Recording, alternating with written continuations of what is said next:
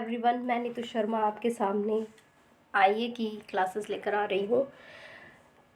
कल हमने computer subject में सिलेबस के अकॉर्डिंग इंफॉर्मेशन टेक्नोलॉजी के बारे में रीड किया था। तो आज हम कुछ न्यू फीचर्स, न्यू पॉइंट्स आगे इंफॉर्मेशन टेक्नोलॉजी के बारे में स्टडी करेंगे।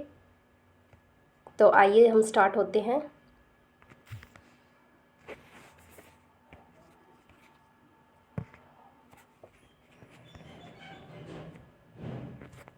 तो फर्स्ट ऑफ ऑल हम पढ़ेंगे भारत की नई सार्वजनिक वाईफाई योजना, इसके प्रक्रिया, महत्व और लाभ।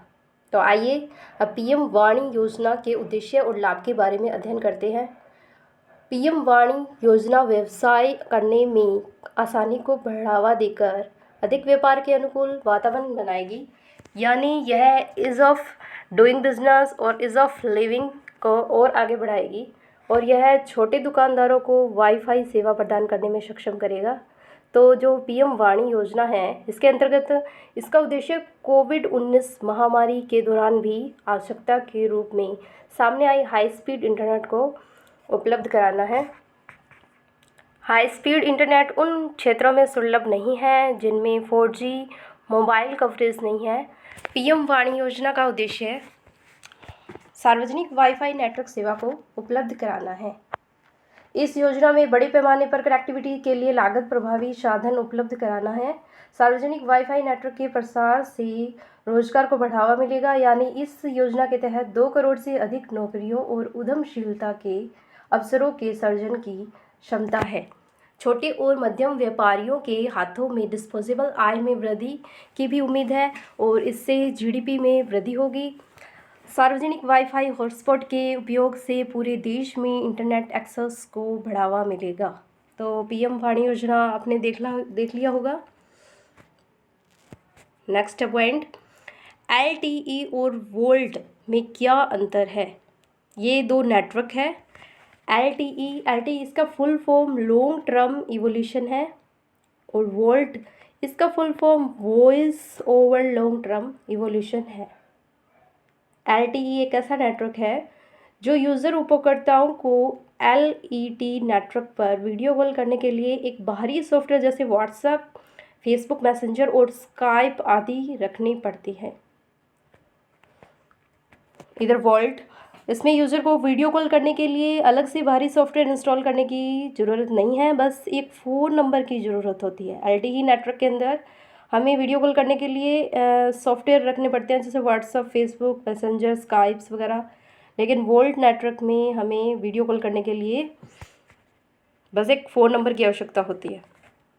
3rd नंबर पॉइंट में ये बताया है कि यह एक साथ वॉइस कॉल और डेटा सेवाओं का सपोर्ट कर सकता है और नहीं भी कर सकता, मतलब कर भी सकता है, नहीं भी कर सकता, इसकी मर्जी है।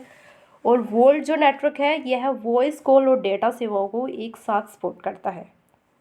LTE जो नेटवर्क है, यह केवल 40 बैंडविड्थ पर डेटा स्पीड को बढ़ाने का कार्य करता है, लेकिन जो वोल्ट नेटवर्क है, यह एक दूसरे को प्रभावित किए बिना इंटरनेट, डेटा और वॉइस कॉलिंग दोनों को एक साथ चलाने का काम करता है।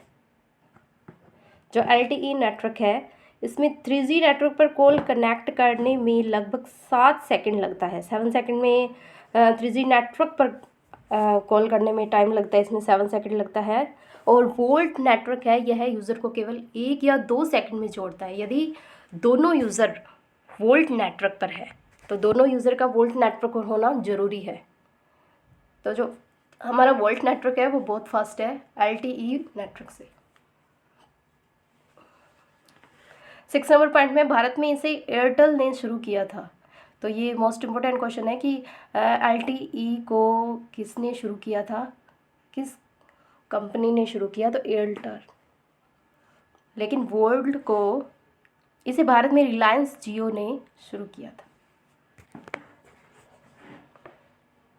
7 नंबर पॉइंट है, यह 2012 में शुरू किया गया था। जो LTE है वो 2012 में आया था, लेकिन वोल्ट है वो यह 2016 में शुरू किया गया था।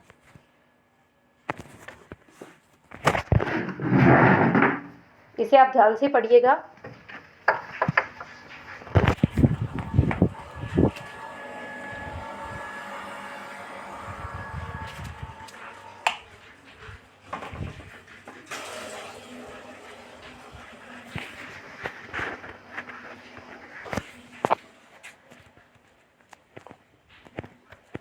नेक्स्ट आप देख सकते हैं भारत नेट परियोजना, national optical fibre network NOFN का नया ब्रांड नाम है, जिसे सभी 2.5 लाख ग्राम पंचायतों को ब्रॉडबैंड कनेक्टिविटी प्रदान करने के लिए अक्टूबर 2011 में लॉन्च किया गया था। 2015 में इसका नाम बदलकर भारत नेट रखा गया था। इसका उद्देश्य देश के 2.5 लाख ग्राम पंचायतों को 100 Mbps कनेक्टिविटी की गति से जोड़ना है। तो भारत नेट परियोजना है, इसका पहले नाम नेशनल ऑप्टिकल फाइबर नेटवर्क था और अब इसका नाम भारत नेट परियोजना रखा गया है, जो कि 2015 में इसका नाम बदला गया था। और इसका पर्पज़, इसका उद्देश्य देश के 2.5 लाख ग्राम पंचायतों को 100 Mbps कनेक्टिविटी की गति से जोड़ना है।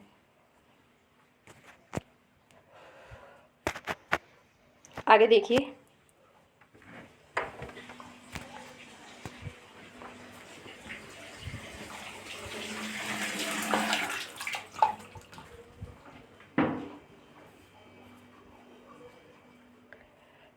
सूचना प्रौद्योगिकी अधिनियम 2000 भारत की संसद द्वारा 9 जून 2000 को लागू किया गया था। तो ये जो पॉइंट है वो सूचना प्रौद्योगिकी एक्ट 2000 में सेक्शन 69A क्या है, तो ये क्वेश्चन आ सकता है। प्रौद्योगिकी एक्ट में 2000 में सेक्शन 69A क्या है, तो ये संसद द्वारा इसे, भारत की संसद द्वारा इसे लागू किया गया है 9 जून 2000 में, और यह 17 अक्टूबर 2000 से लागू है। इस बिल को उस समय के सूचना और प्रौद्योगिकी मंत्री प्रमोद महाजन ने संसद में पेश किया था। सूचना प्रौद्योगिकी अधिनियम 2000 की धारा 69A केंद्र सरकार को ऑनलाइन सामग्री को ब्लॉक करने और साइबर अपराधी को गिरफ्तार करने का अधिकार देती है। तो इस एक्ट के तहत हम क्या कार्य करने का अधिकार देती है? साइबर अपराधी को गिरफ्तार करने का अधिकार। यह कानून भारत में साइबर अपराध और इलेक्ट्रॉनिक कॉमर्स के मुद्दों पर निपटने के लिए प्राथमिक कानून है। तो ई कॉमर्स के मुद्दों से निपटने के लिए प्राथमिक कानून कौन सा है? तो ये है 2000 सेक्शन 69A, जो कि सूचना प्रौद्योगिकी एक्ट है। नेक्स्ट है सूचना प्रौद्योगिकी एक्ट 2000 में सेक्शन 69A क्या है। तो इसमें हम ये चीज़ें पढ़ेंगे कि सूचना प्रौद्योगिकी अधिनियम की धारा 69A ने केंद्र सरकार को कई शक्तियां दी है। इसकी क्या क्या पावर है? इस अधिनियम के सेक्शन को नीचे दिया गया है।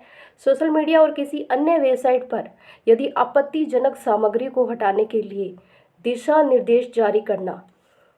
गृह मंत्रालय ने 20 दिसंबर 2018 को एक आदेश जारी किया था, जिसमें 10 केंद्रीय एजेंसियों को यह अधिकार दिया गया है कि वे किसी भी कंप्यूटर में एकत्रित सामग्री को मॉनिटर करें, प्रसारित होने से रोकें और ज़रूरी होने पर डिकोड करें।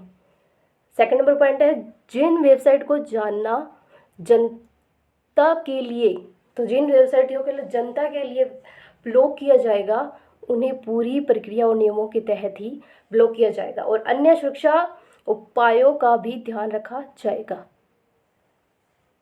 तो ये सूचना प्रौद्योगिकी जो एक्ट है 2000 में सेक्शन 69A है, तो इसमें ये शक्तियाँ प्रदान की गई है।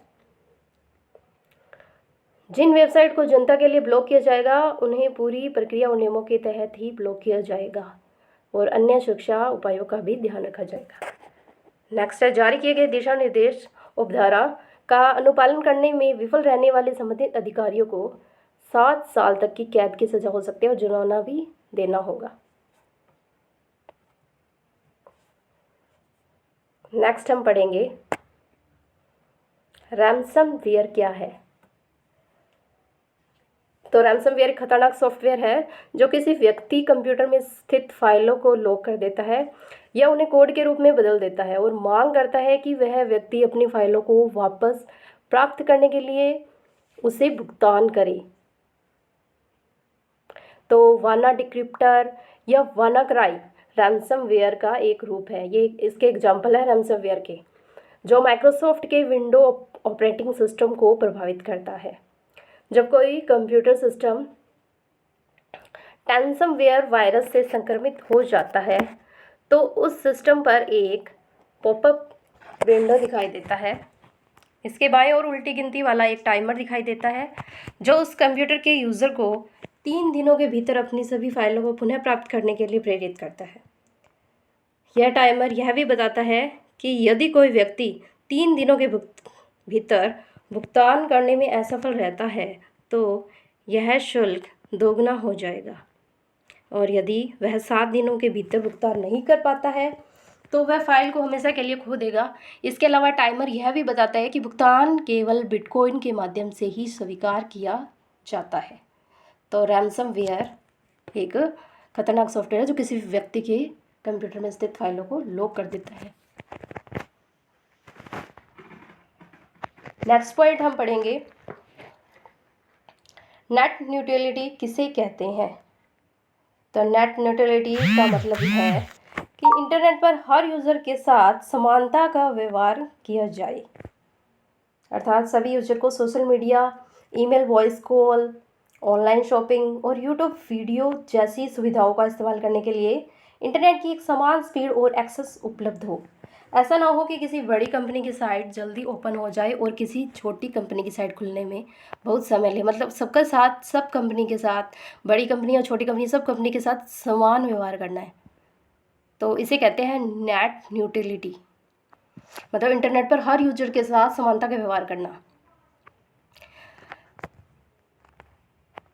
इंटरनेट पर हर यूजर के साथ समानता का व्यवहार ही नेट न्यूट्रलिटी कहलाता है। ज्ञातव्य है कि नेट न्यूट्रलिटी, इंटरनेट तटस्थता, इसे हिंदी में बोलते हैं इंटरनेट तटस्थता, शब्द 10 साल पहले चलन में आया था। अर्थात नेट न्यूट्रलिटी वो सिद्धांत है जिसके तहत माना जाता है कि इंटरनेट सर्विस प्रदान करने वाली कंपनियां इंटरनेट पर हर तरह के डाटा को एक ऐसा दर्जा देगी। इंटरनेट सर्विस देने वाली इन कंपनियों में टेलीकॉम ऑपरेटर्स भी शामिल है। इन कंपनियों को अलग अलग डाटा के लिए अलग अलग कीमतें नहीं देनी चाहिए। जैसे व्हाट्सएप से वॉइस वीडियो कॉलिंग करने के लिए ज़्यादा डाटा खर्च हो और स्पीड भी स्लो हो, लेकिन यूट्यूब देखने के लिए डाटा कम इस्तेमाल हो और वीडियो बिना रुके चले। ये सब इंटरनेट न्यूट्रलिटी के टॉपिक्स हैं।